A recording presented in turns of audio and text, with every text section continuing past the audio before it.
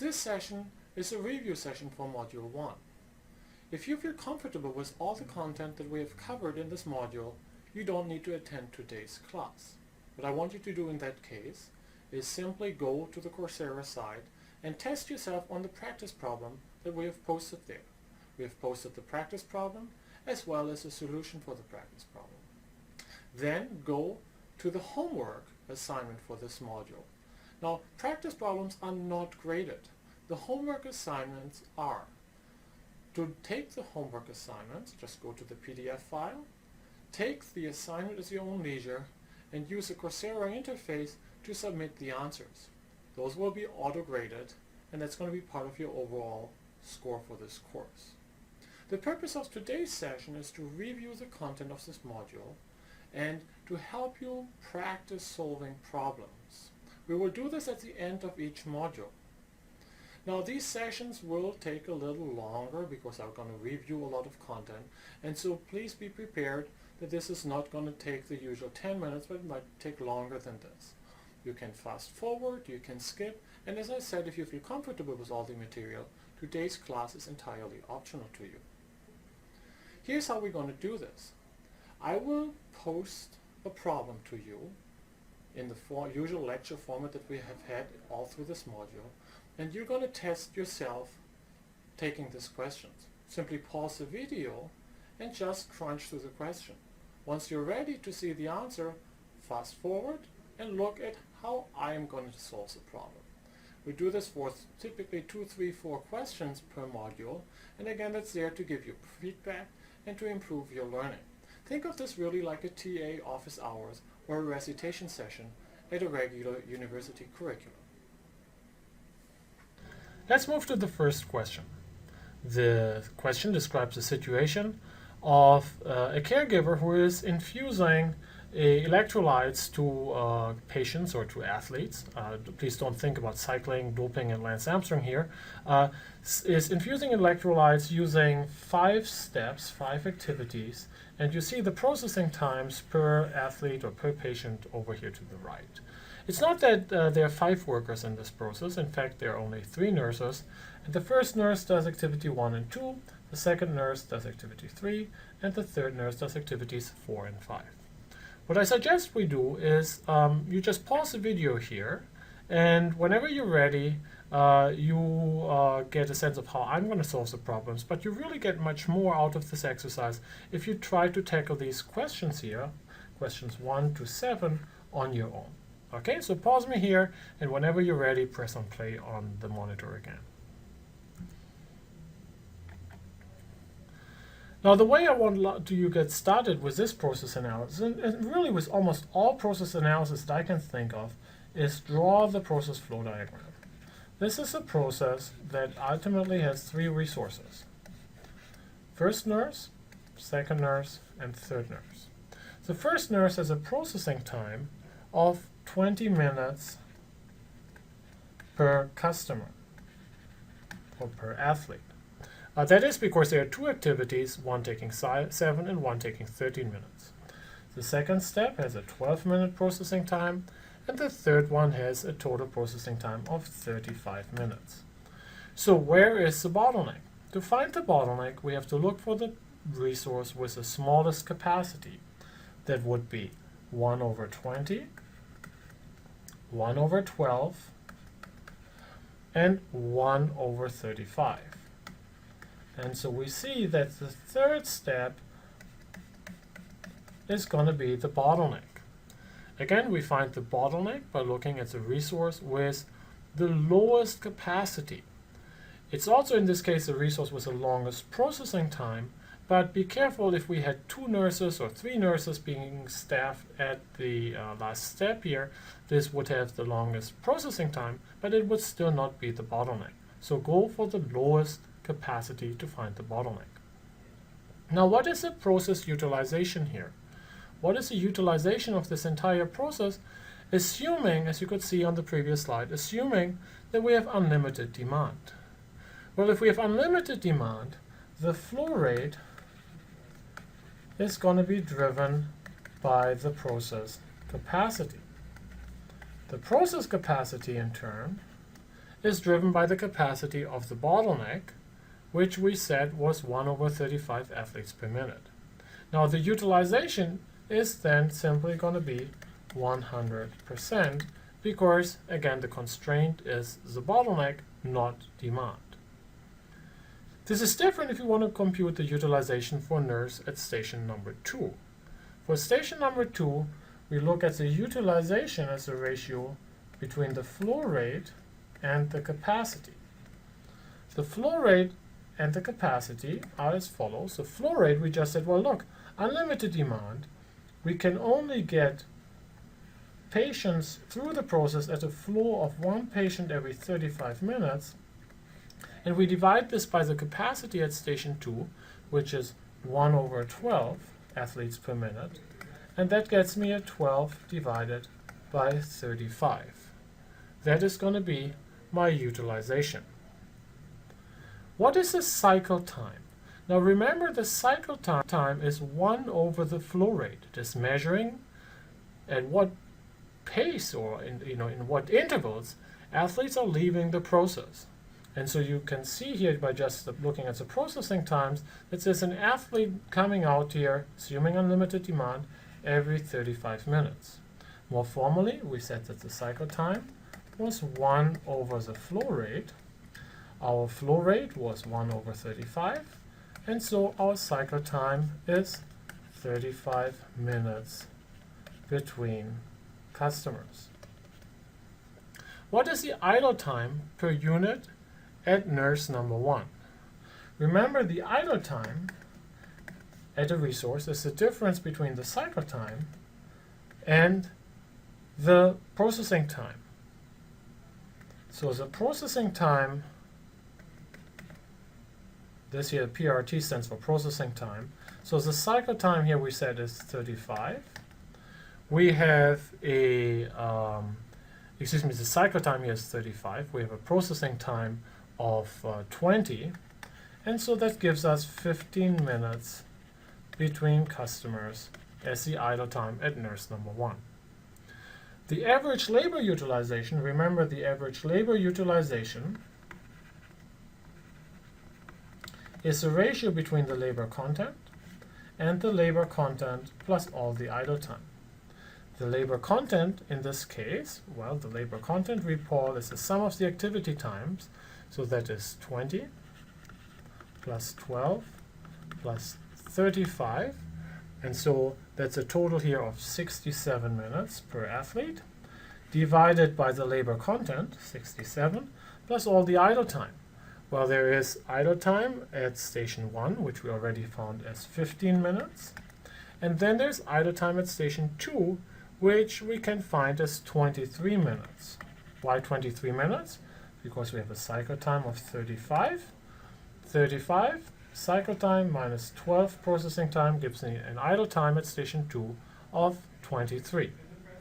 And so that gets me 67 minutes divided by 105 minutes as my average labor utilization. And then finally, to find the cost of direct labor, we look at the wages divided by the flow rate. So wages divided by the flow rate. The wages here are $30 for nurse 1 per hour, 30 for nurse 2, and 60 for nurse 2. So we're paying $120 per hour. And we have to divide this by the flow rate. The flow rate, we said, was 1 athlete every 35, and this is now, careful with the units, this is customers per hour. To multiply this with 60 minutes in an hour, and that gives me then a total of $70 per customer. Okay, next question. I just returned from a lovely vacation in the Bavarian Alps in Germany and had the pleasure to spend some time in the German city called Ruhpolding. And so this city here, I estimate, has about 1,200 hotel beds that are especially busy during winter season. And so we see here that the average guest stays in Ruhpolding for 10 days. As before, I want you to pause my video right now and then work through these questions that you see listed below. All right, how do we figure this out? This is a Little's Law question. We have a situation in which we know how many skiers there are in the village, because we know that all these beds are booked out, and so I know that I have 1,200 skiers. I also know that they are staying on average for 10 days. Little's Law now tells me that if I solve this equation here for the flow rate R, that there are going to be 120 tourists or skiers per day flowing through the village, and that means that these guys, 120 are arriving and 120 different skiers, of course, but 120 are leaving. All right, so that was part A. Part B. So let's figure out the revenues of the local local restaurants here. Let's figure out their revenues, and for that we have to keep in mind that every day there are, as we figured out just under part A, there are 120 guests per day that are arriving, and so these folks, the question indicates, are spending $50 per night. Now there are another 1,080, so those are the 1,200 minus the 120. There are 1,080 people. Why do I say patients? Hopefully they're skiers and won't become patients. 1,080 skiers, and these people are staying, going out for dinner, but it's not their first dinner, so they're only paying $30. And so if you add this up, you're going to get $38,400 per day. Now, how does this change when the business change when the shorter stay of the skier kicks in? Well, inventory equals flow rate times flow time. The place continues to be booked out, so you have 1,200 skiers, but now the T here is going to go down to 5 days, and that means that the flow rate every day now there are 240 people coming to the village. And that's actually good for the restaurants, right? Because you now have 240 skiers come and spend $50, plus now 1,200 minus the 240, 960 skiers who are on their non-first evening, and they continue to spend $30, and that is now a higher number, and according to my math, that gets me $40,800 per day. So the extra revenue that we're going to get here is we're going to get an extra of $2,400 per day extra.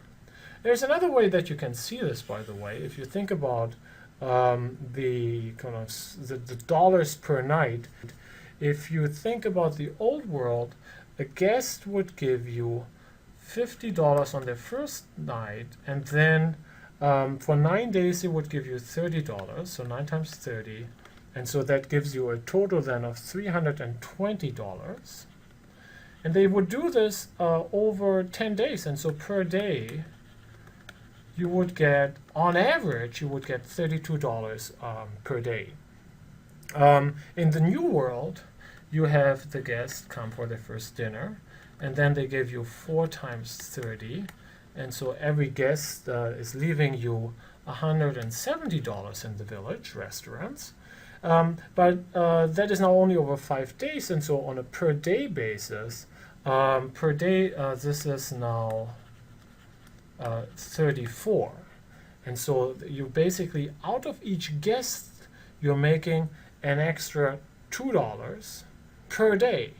And since there are going to be 1,200 beds, and out of each skiers for the average day, you're going to make an average $2, you're going to get the same $2,400 per day that we computed below. All right, ready for the next question. This question is called Summer Sweets, and it's about a small gelato store that is having a revenue here of $4.3 million and COGS of $2.6 million. The first question asks you to compute the inventory turns, and the second question asks you to compute the amount of inventory that is needed to run this business. Take some time for yourself, and then we'll tackle this together. All right, for the first question, remember that the inventory turns is driven by 1 over the flow time t. So if the inventory spends 30 days in the process, we speak of 1 turn a month or 12 turns a year. Now, in this case, we notice that the inventory only stays 4.5 days in the system. And so the inventory turns, 1 over t, is simply 1 over 4.5. Now, we have to be careful here with the units, because the 4.5 is expressed in days. If we want to express this in terms of yearly turns, then we have to multiply with 365. And we're going to see that we're turning per year, we're turning this inventory 81.4 times. The second question asks you to compute the inventory, and remember, based off Little's law, which is really at the heart of all these inventory turns calculation, I equals R times T. Now, in most settings that I've discussed in the lecture, from those 3 variables I've given you inventory and I've given you the flow rate. So when you look at the flow rate, just as a reminder, always please look at COGS. Do not use revenue for the flow rates. So as I said, typically I've been giving you the inventory because companies kind of typically know how much inventory they have in their system. This question here has given us the days of supply, or as we computed in the first question, the inventory turns. And so, it's the same equation. It's just, you have 2 different variables this time that you know already, and you're solving this time for I instead of in the other settings we have tackled this question. We solved for t. Is this practically meaningful? I found situations like this where you have R and T. Those tend to be situations where you're planning for a business expansion or even an entirely new business. And those are situations where you want to compute I to figure out the working capital. In an existing ongoing business, chances are you know your I. So is this question realistic? Yes, typically if this is a chain that is growing and is making predictions for capital needs in the future. So I equals R times T. We've said that the R here, the flow of money through the organization, the COGS, is $2,600,000 per year. We said that T, if we want to express this in years now, is 4.5 divided by 365. And then we're going to get, if we multiply this all out, we're going to get I, an inventory of $32,054. All right, the last question in this module review is about the Department of Motor Vehicles. You have in the Department of Motor Vehicle, in my example here, you have 400 people who are arriving and want to have an application, make an application for a driver's license. About 1% of them fail because of they're not able to produce an appropriate identification. 15% then go on and fail the written exam, and 30% then fail in the driving test. And if you buy me a drink at some point, I'm happy to share with you my experience taking the driver's license test in California some long time ago. Anyway, take your time, read the question. As you can expect, you're asked to find the bottleneck in this question. Take your time and then press on play again whenever you're ready. All right, the way we want to start this question is just drawing the process flow diagram. The first step here is the identification of the customer, and some people fail, right? 1% fail to do this appropriately. The question says we have these 400 people a day arriving, So 400 flowing in, 1% failing, so there's 4 people a day that fail to do this, and that leaves 396 who are arriving at the second step, the written examination. So the second step then, examination, we said 85% are able to do the written exam, and 15% of those 396 are failing. So 396 times 15%, if my math is correct, is 59.4, which then leaves us with 336.6 people who actually want to take or are allowed to take the road exam. And from those, we said 30% would fail, and so that's about 100.98 to be exact, that are failing this, and from those, then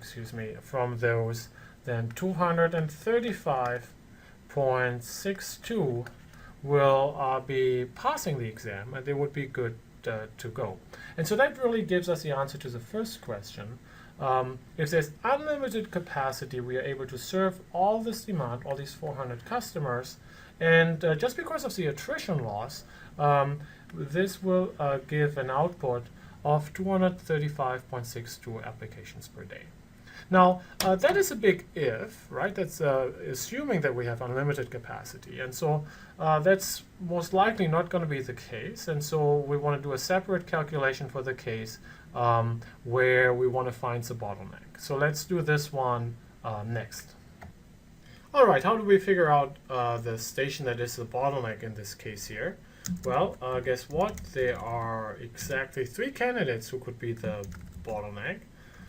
The one is the identity check, the written exam, and the road exam. It's going to be one of the 3, and we now have to figure out which one it is. So let's start with the processing times here. The processing times are as follows. The processing times are 5 minutes.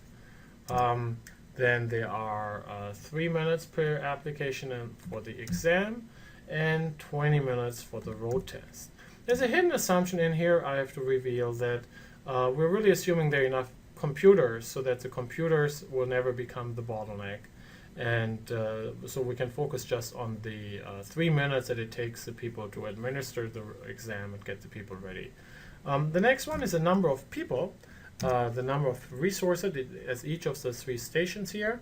There would be 4, then there would be 2, and then there would be 15. And that allows us to compute the capacity. And remember, capacity is the number of resources divided by the processing time. Now, careful here that this is expressed in applications per minute. And if we want to get to the capacity in terms of applications per day, we have to multiply this with the 60 minutes that are in an hour and the 8 hours in a day that they work. So that would be this cell here times 480 minutes in a day, which gets me a daily capacity of 384. All right, the next thing I have to figure out is demand, right?